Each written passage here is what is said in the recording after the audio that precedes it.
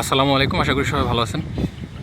দেখতে পাচ্ছেন আকাশে কীরকম মেঘ করছে, ঘূর্ণিঝড় হওয়ার সম্ভাবনা। একটু আগে অনেক বাতাস ছিল, ওটা এখন আবার প্রকৃতি মোটামুটি ঠান্ডা। বৃষ্টি আসার আগ মুহূর্তে সবাই ধান ওঠানো নিয়ে ব্যস্ত। গ্রাম বাংলার চিরচেনা দৃশ্য এটা।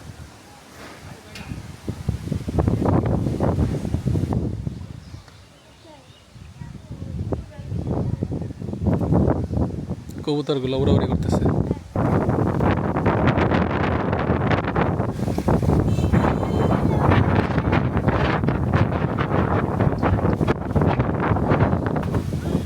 বৃষ্টির আগ মুহূর্তটা অন্যরকম।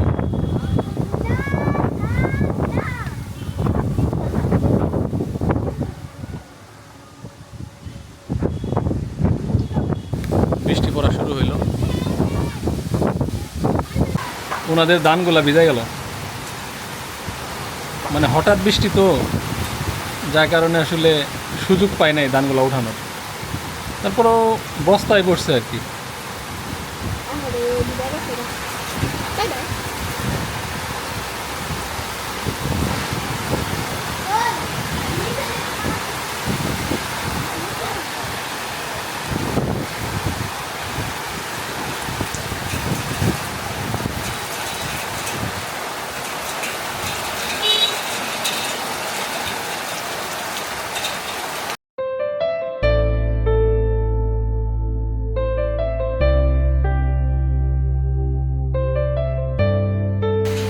মজার একটা ব্যাপার হচ্ছে, বৃষ্টি হইতেছে এদিকে, কিন্তু দূরে কিন্তু আকাশে মেঘ নাই।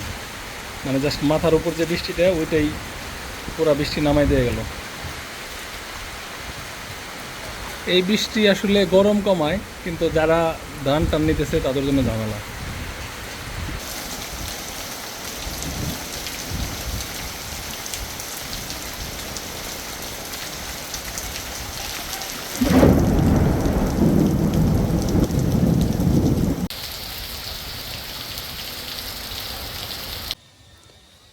এখন রবিবার সকাল 11টা, দেখতেই পাচ্ছেন আমাদের এখানে বেশ রৌদ্রোজ্জ্বল আবহাওয়া।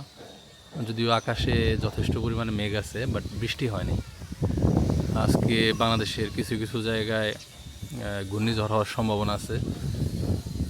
দেখলাম 9 বা 10 এরকম সতর্কতার সংকেত জারি করছে।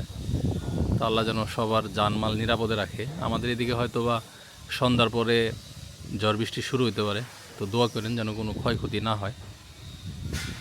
এখন যে আবহাওয়াটা আছে পারফেক্ট। তো আমরা গরম কমে গেছে, মেঘের জন্য আমাদের গরম কমে গেছে, এর জন্য আল্লাহর কাছে শুকরিয়া। বাট এটার জন্য আবার ক্ষতির কারণ না করে, বড় সড়ো কোনো ক্ষতির কারণ না করে। কারণ আপনারা জানেন ঝড় বৃষ্টিতে কীরকম ক্ষয়ক্ষতি হয়। আমি যখন ছোটোবেলায় চট্টগ্রাম ছিলাম, সেই সময় একটা মানে ঝড়ের কবলে পড়ছিলাম। আমার মনে আছে আমাদের বাড়ির চাল টাল সব উড়াই নিয়ে গেছিলো, সম্ভবত সেটা 1991-এর দিকে। আশায় আছি তোমার লই বন্ধু মেখান সুখেরই ঘর, সুখের বদলে দুঃখ দিলা, সুখের বদলে দুঃখ দিলা, কোন কারণে ভালোবাসার দাম না দিলা।